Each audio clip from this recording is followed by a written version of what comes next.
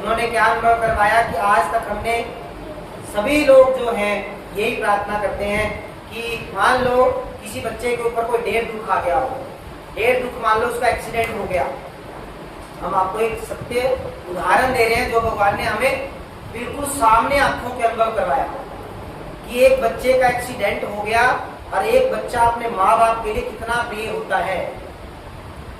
आप अपने दिल से पूछ के देखो। और जब वो उसको डॉक्टर के पास लेके गए तो डॉक्टर ने कहा कि इसकी तो 50 जगह से हड्डी टूट गई है, इसका ऑपरेशन होंगे और जो है इसके 4-5 लाख रुपए कम से कम खर्चा आएगा और बाकी ज्यादा का अभी पता नहीं, मान लो।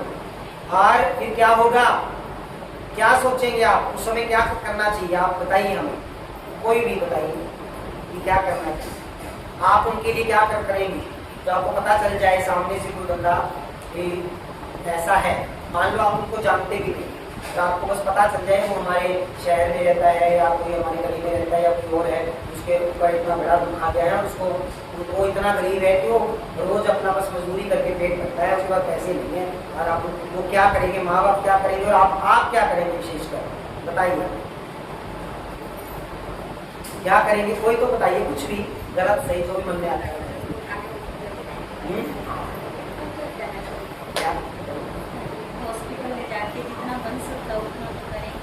जैसे हॉस्पिटल तो उसके माँ बाप ही ले गए, वो तो कह रहे कि भाई अब डॉक्टर ने खर्चा बता दिया। हो सकता है कि भी आपके अंदर कोई दया भावना होती आप कर दो, लेकिन वो भी प्रभु कृपा से हो सकता है। लेकिन क्योंकि वो तो हम रोज ही सुनते हैं, हमारे शहर में कितने एक्सीडेंट होते हैं, हम नहीं कर पाते हैं पहले का, हम क्या पता करते हैं उनको गरीब है या अमीर है, वो कर सकते हैं या नहीं। एक चीज तो ये, लेकिन प्रार्थना ये उससे बड़ी चीज है। जो भगतजन होते हैं वो क्या करते हैं, वो अपने गुरु से भगवान से प्रार्थना करते हैं कि भगवान जो ये है, अब यहाँ पे भी दो चीजें, प्रार्थना भी कौन सी करेंगे, क्योंकि ज्यादातर तो हम ये कहेंगे कि भगवान ये इतना बड़ा दुख आ गया, इसका दुख काटो, दुख कैसे काटो कि इसका कहीं से कहीं इंतजाम हो जाए। मान लो हमने बाहर से कहीं किसी को कहा कि हमने उसको 100 रुपये दिए या 1000 दिए, या जितने भी हमारी ऐसी होगी है, जितना हमारा मन मान देगा, जितने भगवान कृपा करेगा, हम उसको 1000 की सहायता करेंगे, 10,000। उसके बाद हम औरों को भी कहेंगे कि आप इसकी सहायता कीजिए। तीसरा, हम ये उनके पता करें जल्दी से जल्दी ये चीज़ कवर हो जाए। आजकल सोशल मीडिया का दौर है, तो हम उसमें डाल देंगे भाई ज़्यादा से ज़्यादा उसकी सहायता करो। ये तो जानता है, वो तो डालेगा, वो जिन लोगों को आगे जानता है वो आगे आगे ऐसे खड़ी होती जाएगी। तो ये चीज़ हमने, ये तो आज का दौर है, हमें भगवान ने जब अनुभव करवाया था, हम बहुत छोटे थे ये से भी, और तो उस समय मतलब हमें कुछ नहीं, हम मतलब बिल्कुल शांत थे, हमारे मन में कोई विचार नहीं था। भगवान हमें अनुभव करवा रहे थे, ये बच्चे का एक्सीडेंट हुआ पड़ा बाहर से, हम तो कुछ भी नहीं कर सकते थे इसमें, कि कुछ बोल भी नहीं सकते थे। हमारे सामने भगवान था, लेकिन हम भगवान को कुछ भी नहीं बोल सकते थे, और भगवान ने ऐसा हमें एक अनुभव करवाया जिससे सब कुछ बदल गया। जो हम सोच भी नहीं सकते थे, उसने हमारे से वो प्रार्थना करवाई। प्रार्थना कर सकते हैं कि प्रार्थना कैसी करेंगे, ज़्यादातर हम ये प्रार्थना करते हैं अगर हमारे हाथ में छूटा, लेकिन वो चीज़ ये थी कि भाई उसका एग्जाम हो जाए। मान लो हमें पता चला कि उसका पूरा एग्जाम हो गया, हम खुश हो जाएंगे, लेकिन भगवान ने कहा कि बेटा ये इसका एग्जाम तो हो गया 4-5 लाख का, अब क्या होगा, अब जिसने दिए हैं वो याद रखेगा कि भाई मैंने उसकी सहायता की, जब खुश होकर याद करेगा मैंने उसकी सहायता की। एक चीज़ तो ये, अगर वो उसके बारे में सोचेगा तो भगवान उसके खाते में लिखेगा कि भाई, भगवान तो नहीं लिखेगा लेकिन धर्मराज तो जरूर लिखेगा, क्योंकि भगवान ने ड्यूटी दे रखी धर्मराज को लिखने को, तो एक चीज लिखेगा। जब लेने वाले के और देने वाले दोनों में से एक के मन में भी है तो वो हिसाब चुकाना जरूरी नहीं दोनों के।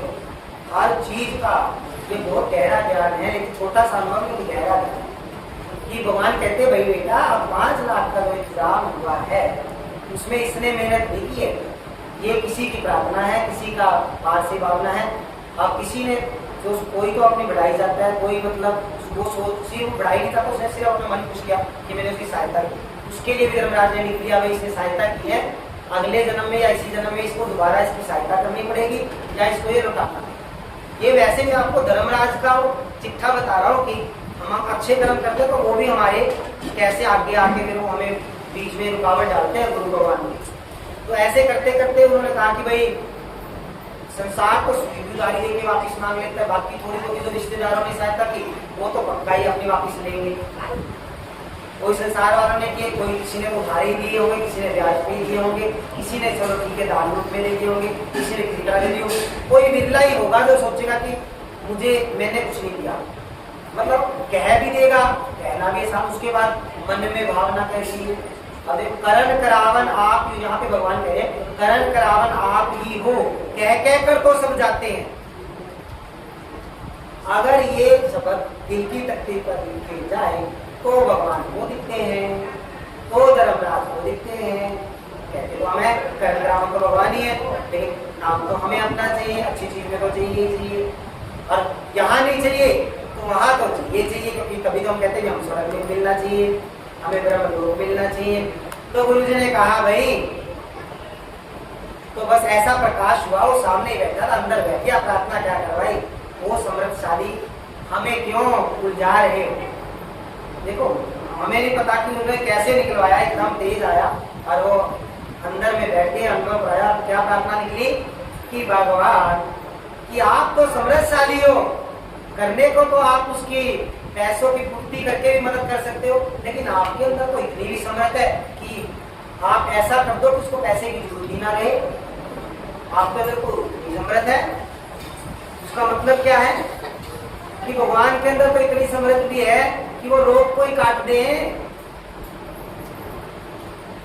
वो उस एक्सीडेंट को स्वप्न में ही दिखा के पूरा कर दे, बस हो गया, ना किसी से लेना ना फिर किसी का देना।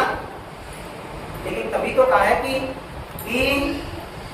मांगो तो मांगना भी आना चाहिए भगवान से, प्रार्थना भी करनी, वही तो अकल देगा ना, वही बुद्धि देगा। वो सामने खड़ा हो तो अपनी बुद्धि अकल मत दौड़ाओ। जब ये यहाँ पे उन्होंने पहले बिल्कुल मौन शांत कर दिया, अगर हमारे अंदर में विचार उठता तो भगवान अंदर आके हमारे से प्रार्थना नहीं करवाते, क्या पता क्या मुझसे निकल जाता। तो तभी तो कहते हैं गुरु और भगवान के सामने सोच समझ के बोलना चाहिए, या तो बोल लो ही ना, आके खड़े हो गए तो सब उनके अंदर चला गया, अंदर वाले नहीं जाते। क्योंकि जो रास्ता हम मांगते हैं वो बड़ा लंबा है और उनके पास तो इतनी समर्थ है, वो चुटकी का खेल है। लेकिन या तो प्रार्थना भी, मैं तो कहता हूँ प्रार्थना भी करो ना, उससे कहो कि प्रार्थना भी करवानी है तो आके तू ही कर, हमें भीतर नहीं आती। इतना समर्पण जब हो जाए, ये अनुभव करवाया जाए तो लेना चाहो, जो भी लेना चाहो सब कुछ इनके पास में, यानी मांगना भी आना चाहिए। जो भी मांगो तो ऐसा मांगो कि मांगना भी रुक जाए। तो पूरा गुरु हमें मांगना सिखाता है, इसमें यही मांगना सिखाता है कि भाई चाहे लाखों करोड़ों का नुकसान होता हो, गुरु की आज्ञा से अगर नुकसान भी होता हो तो हो जाए। एक अपना एक वजन 5 मिनटों में है तो आगे चलेगा, उसको आप सुनना। उससे पहले सिर्फ एक वजन और रह गया है, ये चलाएंगे और फिर जो अपने वजन नोट करेंगे